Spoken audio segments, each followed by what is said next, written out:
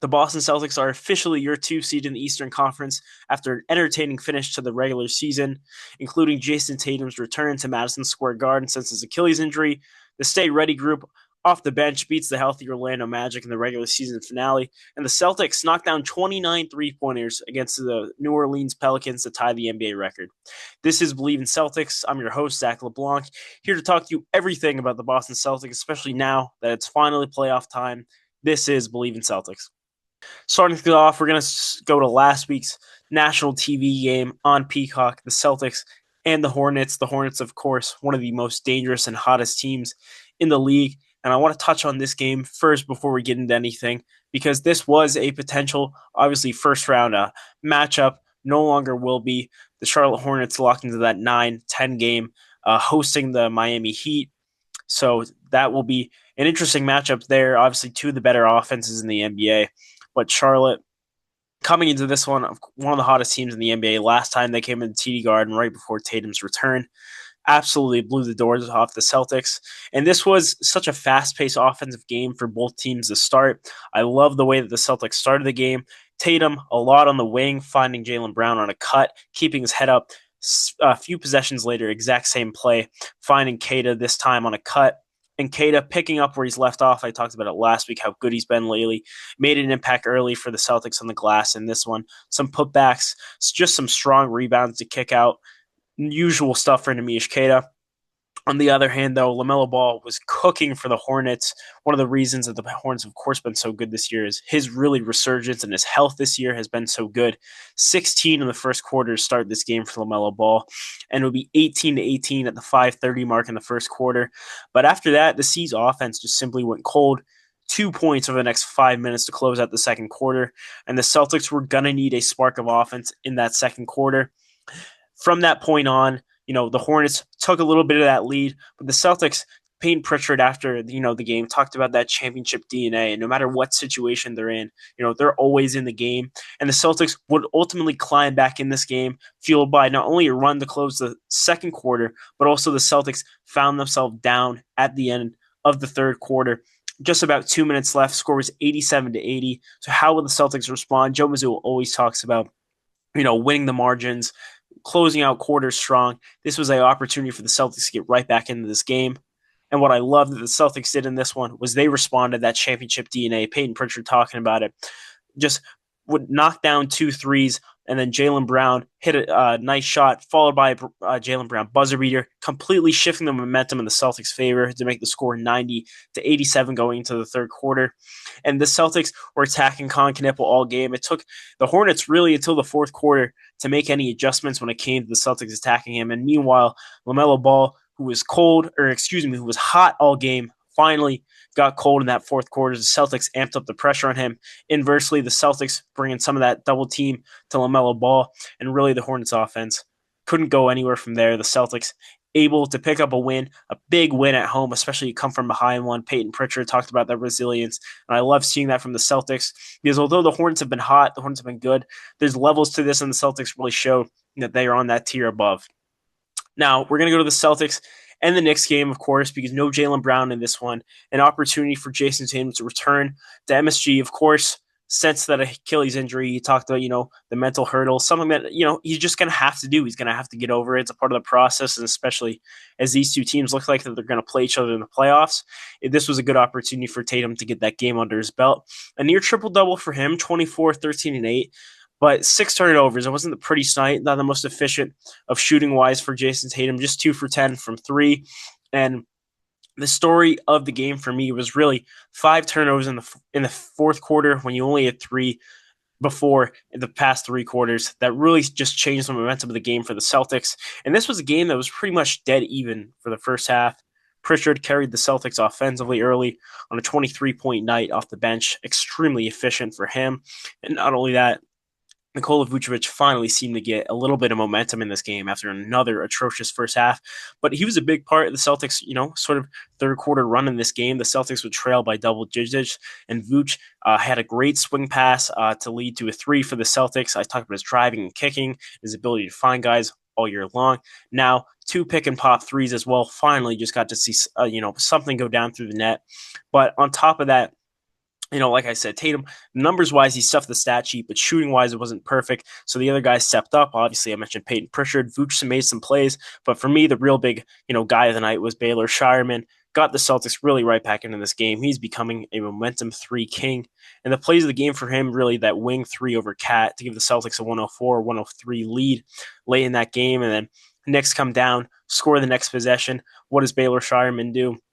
Another play here, gets the ball in the corner, like we see him do a lot this year, and pump fake and just immediately go to his right, sidestepping behind the line, knocks down another three. Shireman just knocking. He's become huge with those momentum threes, and it feels like every single time these big games, whether it's OKC, he's had so many just opportunities this year to show up in big games, both games against OKC. So credit to Baylor Shireman making some plays there, but ultimately Celtics would fall in this one as Josh Hart would hit two dagger threes. Celtics didn't make too many adjustments in this one, and this was a game that was 100% winnable for them. Had about an 8-point lead with 8 minutes left to go, and Tatum closing things out just wasn't pretty. The Celtics really could have used some of his scoring, but he didn't score for the last 8 minutes of this ball game. And like I said, the turnovers were not pretty. Definitely some opportunities for growth.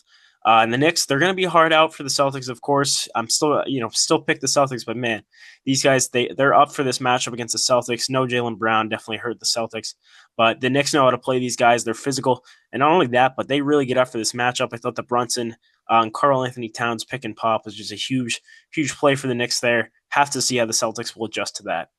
Now, moving on, of course, Friday night, we'll touch on this game a little bit, but the Celtics an opportunity to clinch that 2 seed in the Eastern Conference, and it was just an all-out avalanche. Celtics hit 29 three-pointers in this game, tying the NBA record. Only team in NBA history, the fourth time that anyone's hit 29 three-pointers, but the Celtics the only team to do it twice. So Celtics putting themselves in some pretty interesting company there. And of course, Nemish Keita got on the board in this one. His first NBA three-pointer. Looked good.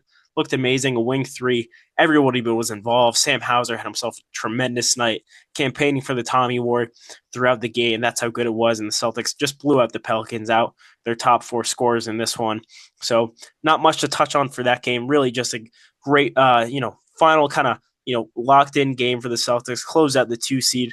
And then we go from there to what was the final game of the regular season, the finale for the Celtics, resting almost everyone. 8 guys out. Final game of regular season, 2 seed locked in. No Brown, no Tatum, no White, no Pritchard, no Keita, no Vooch, no Hauser, no Hugo. Celtics left with an 8-man rotation against a fully healthy Orlando Magic. What's going to happen? The Magic playing with some playoff implications on the line. Obviously, a chance to bump up to the 6th seed, or with a win would host their playing game. 4 players in this game for the Celtics had career highs: Baylor Shireman, John Tonje, Ron Harper Jr., and Luka Garza. Everyone stepped up. It was a stay-ready group show for the Celtics. Ron Harper Jr. was aggressive as ever. I felt like he really set the tone for the Celtics in this one. 17 in the first half, and I feel like a good play was that his rip and run rebound going downhill, and nobody stops the ball and just gets right to the rim. He'd finish the game, of course, with 27. Garza showcased really every facet of his game in this one: the post up, the pick and pop. He had 12 rebounds on the glass, some offensive boards, some putbacks, and was huge down the stretch for this team, including one of the gutsiest shots I've seen all year. Game tied, Magic with all the momentum. They clawed back into this game, but the Celtics would lead by 16 in the third quarter after just going on a complete avalanche, 9 for 16 from 3. But Luka Garza, 34 seconds on the shot clock, catches the ball and just says, you know what? I'm going to, for the 2-for-1 opportunity, he fires it up. Just 100% contested shot off the inbound over Wendell Carter Jr. Knocks it in, nothing but net. Luka Garza, tremendous night. Meanwhile, Baylor Shireman, of course, talked about him in that Knicks game, having such a good effort in that one. 6 of 7 from 3 in this one. And then the Magic game showed out. 30 points, 7 assists, 7 rebounds for him. He had the ball in a string on some possessions, going deep into his bag, tween, step backs, deep threes, doing a little bit. This was just incredible game all around for the Celtics, and really, I think, demonstrated why Joe Mazzulla should be the coach of the year. It doesn't matter who's in the game. Everyone's going to play hard for him. And I loved how the Celtics, Shireman after the game said, it's the last game of the regular season. A lot of guys are out, but everybody in that room really was ready to compete, especially Luka Garza addressing them before the game, talking about the opportunity, not only that, but Shireman saying that, TD Garden was ready Everyone was ready to get going for the Celtics, and it was a tremendous way for the Celtics to close out the regular season. What's been such a fun year to get win number 56, and now we move on to the playoffs. Game 82 is over, and we're back to game one. Of course, playoffs, like I mentioned, some seeding implications there. The Magic and the 76ers will, of course, play Wednesday now.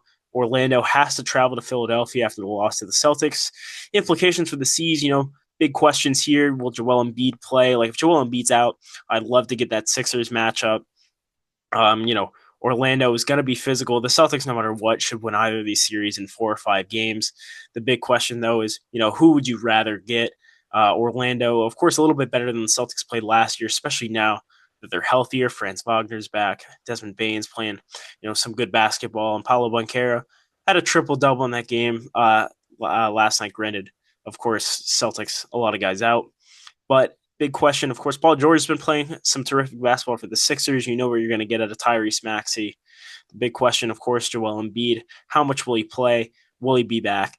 That's the ultimate question. To me, I would like Philadelphia just in the sense that Orlando's defense is so physical. So regardless, whether the Celtics, of course, will win that series, but you're going to get knocked around a little bit. I think the Sixers a little bit more soft, and not only that, I think Orlando is just so wing-oriented that I think it really plays a little bit into their hand of how they can guard the Celtics, where the Sixers, especially without Joel Embiid, a little bit more guard-oriented. I think the Celtics can really win that series with some of their size if Joel Embiid's out. Of course, this is Believe in Celtics. I'm your host, Zach LeBlanc. I'll be back later this week to talk about that, that Magic 76ers game, see who the Celtics will be playing, look at the rest of the NBA playoff outlook. I'm excited. Celtics, of course, right in it in the race. The 2 seed locked up. Celtics first home game for the playoffs will be this Sunday at 1 o'clock. Extremely excited for it. Celtics back in the playoffs, the 2 seed. Championship on the horizon. Let's see. Once again, this is Believe in Celtics. I'm your host, Zach LeBlanc. Thanks for listening.